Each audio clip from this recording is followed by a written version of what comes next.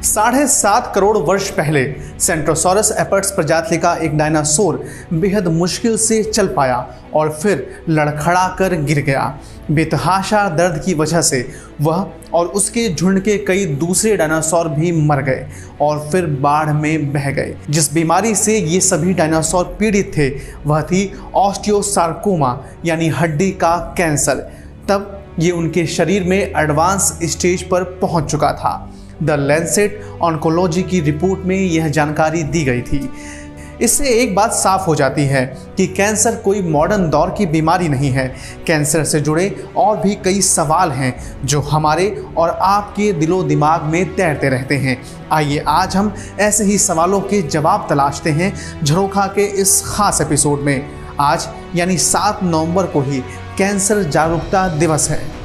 इतिहास दिलचस्प है और मेडिकल हिस्ट्री खास तौर से। क्या आपने कभी सोचा है कि पहली बार कैंसर की खोज कब हुई थी? यह एक मॉडर्न हेल्थ प्रॉब्लम लग सकती है, लेकिन लोगों को हजारों सालों से कैंसर हो रहा है। आज हम इसे इसलिए जानते हैं क्योंकि प्राचीन इतिहास में लोगों ने कैंसर के बारे में लिखा था।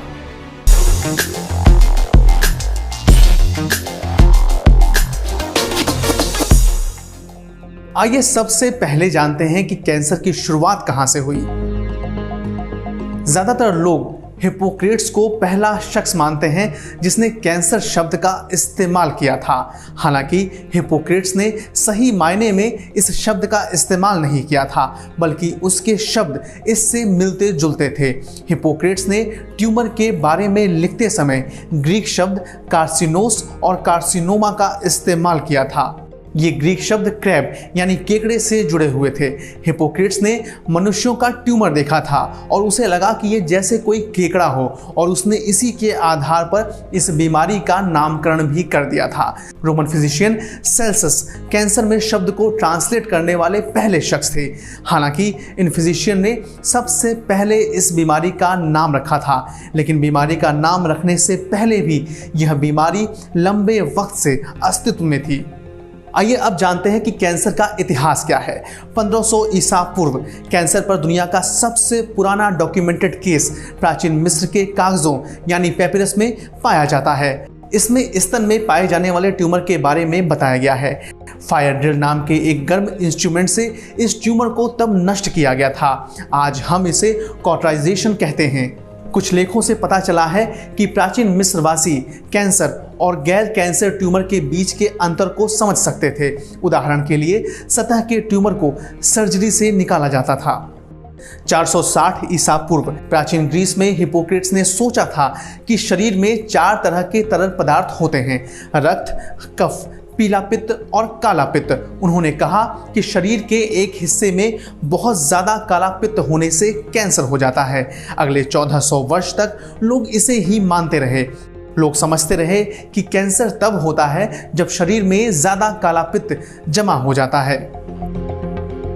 1628 विलियम हार्वे नाम के एक डॉक्टर ने शरीर को अंदर से जानने के लिए शव परीक्षण की शुरुआत की।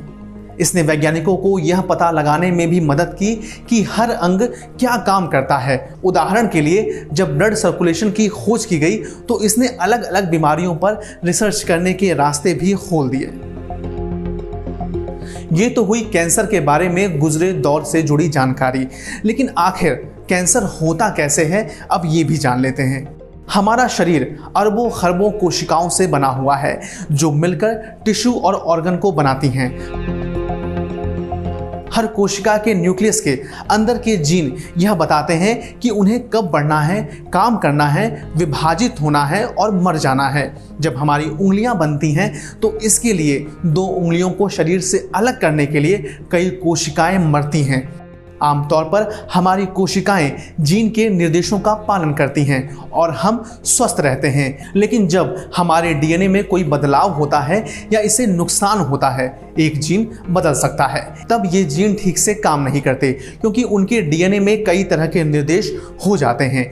यह उन कोशिकाओं के बनने का कारण बन जाता है जिन्हें विभाजित होने और संक्रमण से बाहर होने के लिए आराम करना चाहिए। फिर ऐसी कोशिकाएं बन सकती हैं जिन्हें या तो विभाजित हो जाना चाहिए या फिर नियंत्रण से बाहर होने के लिए आराम करना चाहिए, और इसी से फिर कैंसर हो सकता है। कोशिका के बनने से ही हर इंसानी शरीर बनता है। नर के शुक्राणु और मादा के अंडाणु जब मिलते हैं तो एक गेंद जैसी कोशिका बनती है। इसी के बार बार बंटवारे से हमारे शरीर का विकास होता है। कैंसर वो बीमारी है जो तब होती है जब कोई कोशिका असामान्य तरीके से बढ़ने लगती है। आमतौर पर शरीर की कोशिकाएं नियंत्रित होकर ही बढ़ती हैं और बढ़ती भी हैं। सामान्य कोशिकाएं नुकसान पहुंचने पर या पुराने होने पर मर जाती हैं, लेकिन जब कोशिकाएं अनियंत्रित तरीके से बढ़ती हैं तो ये ही अवस्था कैंसर को पैदा करती है। कैंसर की हालत में कोशिका के विकास को नियंत्रित करने वाले संकेत ठीक से काम नहीं करते हैं। कैंसर की कोशिकाएं बढ़ती तो हैं, लेकिन जब उन्हें रुकना चाहिए तो भी ये कई गुना बढ़ जाती हैं। इसे ऐसे समझें कि कैंसर वाली कोशिकाएं स्वस्थ कोशिकाओं के नियम का पालन नहीं करती हैं। कैंसर असल में कोशिकाओं के विभाजन की प्रक्रिया का बेकाबू हो जाना है। ये ऐसे ही है जैसे एक बीज से कोई पौधा उगता है, पौधा फिर वृक्ष बनता है, उसकी टहनियां निकलती हैं। कैंसर की शुरुआत भी कोशिका में आए बदलावों के बाद ऐसे ही होती है। जब कोशिकाओं का बंटवारा तेजी से बेकाबू होने लगता है तो कैंसर का पौधा पेड़ में तब्दील हो जाता है, जिसकी कई शाखाएं हो जाती हैं। कैंसर सेल्स का पता किसने लगाया था? 1938 में जोहान्स मुलर नाम से जाने जाने वाले रोग विज्ञानी ने बताया कि कैंसर कोशिकाएं ही कैंसर बनाती हैं।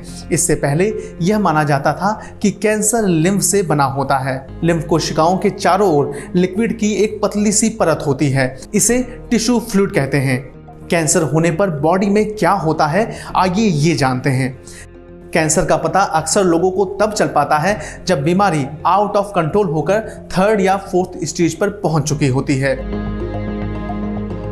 लेकिन अगर जरा सी बातों को ध्यान में रखा जाए तो कैंसर पेशेंट के शरीर के बदलावों को आसानी से वक्त रहते समझा जा सकता है। बिना किसी वजह के अगर शरीर का वजन तेजी से कम होने लगे तो यह कैंसर के शुरुआती संकेतों में से एक हो सकता है। पैनक्रियाज, स्टमक, लंग कैंसर की स्थिति में पेशेंट का वजन तेजी से कम होता है। हालांकि दूसरे कैंसर पीड़ित पेशेंट का भी वजन तेजी से कम होता है। healthsite.com के मुताबिक सारा दिन थकान महसूस होना भी कैंसर के अहम संकेतों में से एक हो सकता है। ल्यूकीमिया, कोलन कैंसर की स्थिति में ऐसा ही होता है। स्किन में किसी भी तरह की गांठ या लंफ नजर आए तो ये भी कैंसर का संकेत हो सकता है। ब्रेस्ट कैंसर, लिम्फ नोड्स, अंडकोश के कैंसर में आमतौर पर गांठें बन जाती हैं। अगर त्वचा का रंग बदलकर पीला, काला या लाल हो रहा है तो ये भी कैंसर का लक्षण हो सकता है। साथ ही शरीर के तिल, मस्से का रंग बदल जाए या उनका साइज बदल जाए तो इसे कतई नज़रअंदाज न करें। बोन कैंसर या टेस्टिकुलर कैंसर होने पर तेज दर्द होता है। पीठ दर्द कोलेक्ट्रल, पैनक्रियाटिक या ओवेरियन कैंसर के संकेत होते हैं। कब्ज, दस्त, मल में खून आना कोलोरेक्टल कैंसर के संकेत हो सकते हैं। पेशाब करते समय दर्द के साथ खून आना ब्लैडर कैंसर और प्रोस्टेट कैंसर के शुरुआती लक्षण हो सकते हैं। लिम्फ नोड्स में स्वेलिंग, अगर 3 से 4 हफ्ते तक ग्रंथियों में सूजन बने रहे तो सजग हो जाएं। लिम्फ नोड्स के साइज में बढ़ोतरी भी कैंसर का संकेत हो सकती है। एनीमिया होने पर रेड ब्लड सेल्स में कमी आ जाती है, यह हेमेटोलॉजिकल कैंसर का संकेत हो सकता है। आइए अब जानते हैं कि कैंसर के इलाज के लिए इस्तेमाल होने वाली कीमोथेरेपी का आविष्कार किसने किया था। कैंसर के इलाज में कीमोथेरेपी का इस्तेमाल किया जाता है। जर्मन केमिस्ट पॉल एरलिच ने 1900 के दशक की शुरुआत में संक्रामक रोगों के इलाज के लिए दवाओं के साथ काम करना शुरू किया था। उन्होंने बीमारी के इलाज के लिए केमिकल के इस्तेमाल का उल्लेख करने के लिए कीमोथेरेपी का शब्द गढ़ा। हालांकि वह कैंसर के इलाज के लिए दवा को लेकर बहुत आशावादी नहीं थे। कीमोथेरेपी कैसे काम करती है, आइए ये जानते हैं। कीमोथेरेपी देने के अलग अलग तरीके हैं। एक है ओरल कीमोथेरेपी, जिसमें गोलियां या कैप्सूल देना शामिल होता है। दूसरा है कीमोथेरेपी इंजेक्शन, जो कि कीमोथेरेपी का सबसे आसान तरीका है। इसमें पेशेंट्स को इलाज के दौरान कीमोथेरेपी दवा के इंजेक्शन लगाए जाते हैं। इस तरह से इंजेक्शन या तो नसों में या कीमो पोर्ट के माध्यम से दिए जाते हैं, जहां दवा सीधे ब्लड सर्कुलेशन में प्रवेश कर जाती है।